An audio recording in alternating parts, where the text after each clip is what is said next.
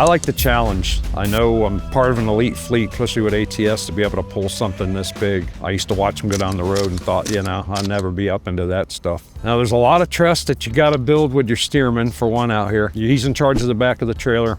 We work together as a team. If you don't have the trust in what you're doing with your steerman in the back, and he doesn't have trust in what you're doing, you end up having problems. You have hits, cost the company money, costs us jobs. We end up losing work.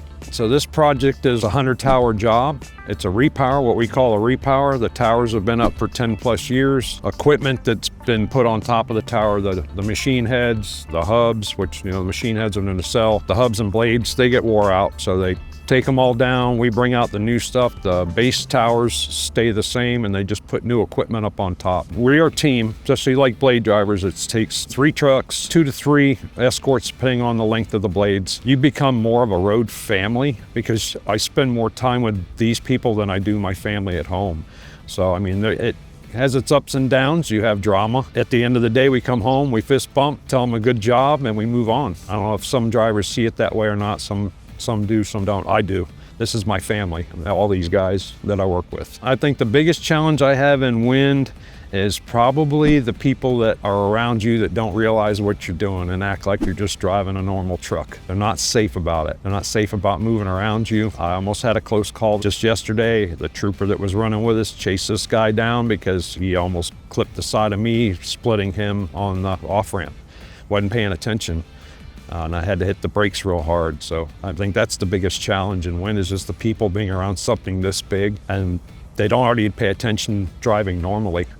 And to be driving the way they do around something this much bigger, it's a bigger challenge for all of us, for me and my pilots. I mean, because they're on guard all the time, yelling, you know, look out for this, check that, stop here, do this. Starting out into this type of work, do your steps. I've talked to drivers that ask me how to get into this, and it's not just getting straight into this, it's starting out small. I mean, with ATS I came in, I had to do their step system, you know, my class 5, 4, 3, 2, all the way up to 1, pulling 5 loads at each level. That's part of the requirement. Then you get trained on your trailers, and you have a 1A, which is what these guys are pulling with a 2-axle, and then I have a 1T where I'm actually pulling 3-axle. But it's just taking your time, learn your experience, ask drivers, you know, what you learn from them is going to help you move up.